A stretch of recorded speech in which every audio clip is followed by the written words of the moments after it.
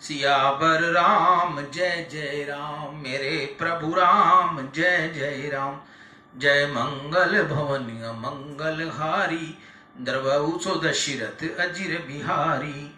दीन दयाल विरुद्ध संहारी, हरहु नाथ मम संकट भारी।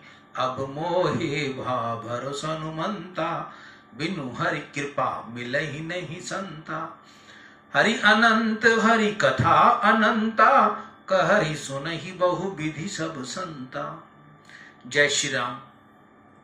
मैं ईशु हरवानी, हनुमानगढ़ टाउन, राजस्थान से तुलसी की माला गंगा दर्शन, रोज आपको मैं गंगा दर्शन के लाइव दर्शन करवाता हूं, पंचांग बताता हूं। आज का शुभ पंचांग चैत्र मासे शुक्ल पक्षे एकादशी शुक्रवार, विक्रम संवत 2081, तदनुसार 19 अप्रैल 2024। आज एकादशी रात्रि को लगभग 8 बजे तक की है, तत्पश्चात द्वादशी। आज का विशेष दिन भद्रा, गंडमूल, रवि योग, कामदा एकादशी व्रत, ग्रीष्म ऋतु प्रारंभ। सियावर राम जय जय राम, मेरे प्रभु राम जय जय राम। जय मंगल भवनी अमंगल हारी, द्रवहु सो दशरथ अजिर बिहारी। दीन दयाल विरुद्ध संहारी, हरहु नाथ मम संकट भारी।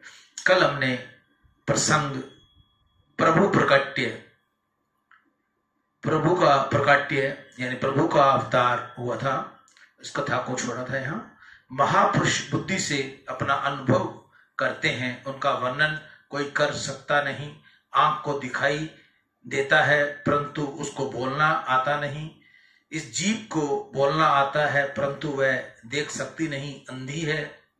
गिरा नयन नयन बिनु बानी, बड़े बड़े ऋषि भी राम जी का वर्णन ठीक ठीक कर सकते नहीं, तो मुझ दासी की क्या गिनती।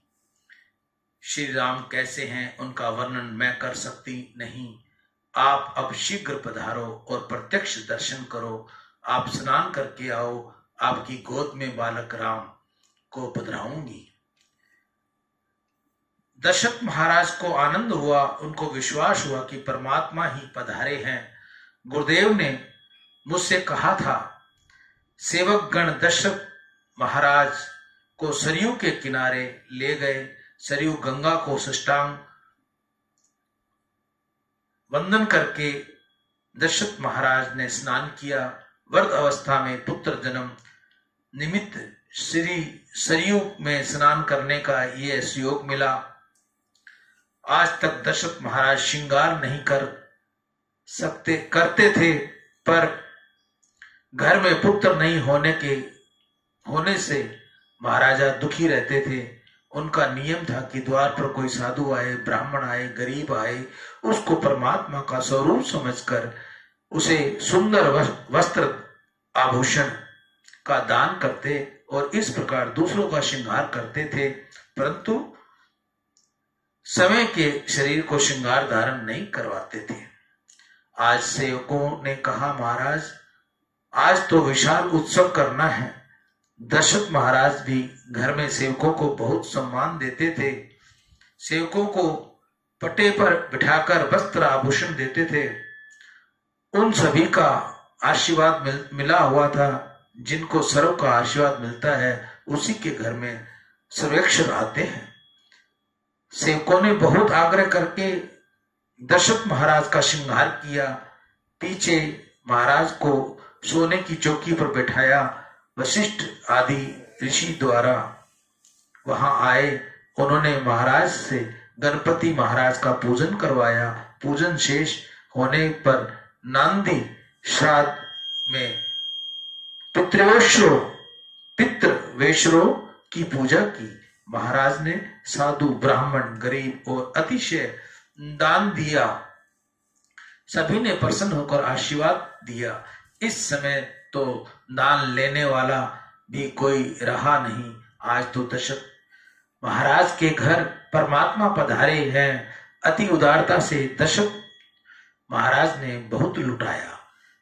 सर्वस्व दान दीने सब काहू, जेहि पावा राखा नहीं ताऊ। सोने के कटोरे में मधु भरा भरा गया। वशिष्ठ ऋषि वेद मंत्र का उच्चारण करके उस मधु को आमंत्रित करने लगे। बालक का आयुष बढ़े, उसका बल बढ़े, उसका तेज बढ़े, बालक का जन्म होता है। उस समय जात कर्म संस्कार करवाना होता है। जन्म होने के पश्चात मधु चाटना होता है। शास्त्र में अन्नप्रशान, नामकरण, यज्ञोपवीत आदि 16 संस्कार बताए गए हैं। जीव को शुद्ध करने के लिए संस्कारों की आवश्यकता है, परंतु आजकल तो सब संस्कार भुला दिए गए हैं। एक लगन संस्कार बाकी रह गया है, उसमें भी धार्मिक विधि को महत्व दिया जाता नहीं, केवल लौकिक विधि का महत्व देखने में आता है। पंडित जी महाराज से कहा जाता है कि महाराज पूजा संक्षेप में कराना, हमारा वर घोड़ा 3 घंटे गांव में फिरना चाहता है। वर घोड़ा लौकिक है, पूजा तो धार्मिक क्रिया है, धार्मिक विधि मुख्य है, परंतु धार्मिक विधि गौण बन जाती है, लौकिक मुख्य बन जाती है। ईश्वर वेद, यजुर्वेद और अनेक मंत्र बोलकर अभिमंत्रित किया हुआ मधु का कटोरा वशिष्ठ ऋषि ने राजा के हाथ में दिया और समझाया, अब तुम अंदर जाओ, अपनी अनामिका उंगली मधु में डुबोकर बालक की जिह्वा पर मधु चटाओ। मधु प्रशासन संस्कार के लिए गुरुदेव की आज्ञा होने का महाराज दशरथ हाथ में मधु का कटोरा लेकर अंदर गए।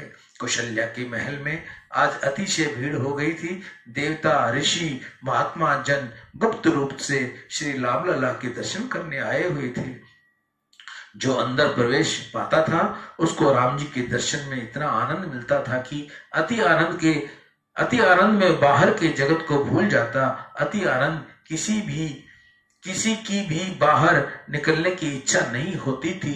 देवता, ऋषि श्री राम के दर्शन करते हुए तन्मय हो गए। श्री राम जन्म में सबको बहुत आनंद हुआ, परंतु एक चंद्रमा दुखी रहे। चंद्रमा राम जी के पास जाकर रोने लगे। प्रभु ने पूछा, भाई तुम क्यों रोते हो? चंद्र ने कहा, महाराज आप इस सूर्य को जरा समझाइए। 12 घंटे से ये एक ही जगह खड़ा हुआ है, आगे जाता ही नहीं। आज तो सूर्य नारायण को बहुत आनंद हुआ। सूर्य तो ऐसे लगता है कि मेरे वश का आज परमात्मा पैदा हुआ है। सूर्य को श्री राम दर्शन में इतना आनंद हुआ कि उस आनंद के अतिरेक में इनके घोड़े स्थिर हो गए। सूर्य के रथ की गति रुक गई। सूर्य अस्त हो उसके पश्चात चंद्रमा आ सकता है, परंतु सूर्य अस्त होते नहीं चंद्रमा को उतावली हुई है। इसलिए उसे राम जी से फरियाद की कि इस सूर्य मुझको आने देता नहीं। रथ समेत रवि था कहू, निशा कवन विधि होय। राम जी ने चंद्र से कहा, तू धीरज रख, इस अवतार में मैंने सूर्य को लाभ दिया है, परंतु कृष्ण अवतार में तेरे लिए रात्रि के 12 बजे पीछे आऊंगा। सूर्य वंश में प्रकट होकर राम जी ने इस जन्म में सूर्य को लाभ पहुंचाया है। कृष्ण अवतार में चंद्रवंश में प्रकट होकर परमात्मा ने चंद्रमा को लाभ पहुंचाया है। चंद्रमा को दिया गया अवतार का ये वचन था। श्री कृष्ण प्रकट हुए उस समय संपूर्ण जगत गाढ़ निद्रा में था। जगत में 2 ही जीव जागे हुए थे, वासुदेव देवकी और आकाश में जाग रहा था चंद्रमा। जो जागता है उसे परमात्मा के दर्शन होते हैं, जो सोया हुआ है उसे संसार मिलता है। मोह निशा सब सोव निहारा, देखो सपन अनेक प्रकारा। एहि जग जामनि जागहि जोगी, परमार्थ पर पंच वियोगी। जानय तब ये जीव जग जागा, जब सब विषय विलास विरागा। होहु विवेक मोहु ब्रह्म भागा, तब रघुनाथ चरण अनुरागा। इस मोह रूपी रात्रि में सोते रहने वाले अनेक प्रकार के सपन देखते हैं, भोग भोगते हैं, वासना बढ़ाते हैं, इसमें ही रचे पंचे रहते हैं और इसलिए वे सदा उगते ही रहते हैं। परंतु जो योगी हैं, ज्ञानी हैं, परमार्थी हैं, भक्त हैं, जिनके माया प्रपंच को दूर किया हुआ है, वह इस संसार में जागता है। नहीं प्रबुद्ध प्रभा प्रतिभास देहोपयोनिग पीछे पर पंचे। विषय भोगों का जो त्याग करता है उसके हृदय में संसार के प्रति कोई आसक्ति रहती नहीं। जिसने मैं, तू और मेरा त्याग दिया, वही इस जगत का जागता हुआ है। सोने वाला संसार सुख भोगता है और जागने वाला परमात्मा का आनंद अनुभव करता है। जागने को ही ईश्वर के दर्शन होते हैं। जो काम के अधीन है वह सोया हुआ है, जो किसी दिन भी काम के अधीन होता नहीं वही जागा हुआ है। उसकी ही परमात्मा में प्रीति होती है, वही परमात्मा की भक्ति करता है। जीव जब तक नहीं जागता तब तक उसे परमात्मा के दर्शन होते नहीं। दशरथ महाराज के हाथ में कटोरा लेकर अंदर प्रवेश किया। प्रतिदिन का नियम था कि दशरथ महाराज जिस समय राजमहल में पधारे उस समय घर की दासियां लज्जा में घूंघट काट कर खड़ी रहती हैं, परंतु आज तो दासियां कौशल्या की विशेष सेवा में थी। कौशल्या को मना रही थी, बालक श्री राम को गोद में ले रही थी। राम लला के दर्शन सब दासियों इतनी तन्मय थी कि न तो किसी को शरीर की सुध थी न संसार की। दशरथ महाराज अंदर आए, परंतु दासियों को जहां देह की सुधि नहीं वहां लज्जा किस प्रकार करती। सेवक छड़ीदार पुकारते थे, हटो हटो, महाराज पधारे हैं, महाराज पधार रहे हैं, रास्ता दो। परंतु कौन सुने, कौन रास्ता दे। अंदर अत्यंत भीड़ थी। महाराज दशरथ बहुत भोले थे। वे विचार करने लगे, इन सबके आशीर्वाद से तो पुत्र आया है। उन्होंने सेवकों से कहा, तुम हटो हटो बोलते ही हो तो कदाचित किसी को बुरा लगेगा। तुम किसी की तनिक भी नाराज न करो। इन सभी के आशीर्वाद से पुत्र आया है। अब हटो हटो ऐसा मत कहो। ये लोग आनंद में तन्मय हो रहे हैं, इनको आनंद लेने दो। मैं बाहर खड़ा हूं। दशरथ महाराज बाहर खड़े रहे, हाथ में कटोरा लिए प्रतीक्षा करते रहे। आज तो ऐसा हुआ कि घर के स्वामी भी कोई अंदर घर में जाने देता नहीं। महाराज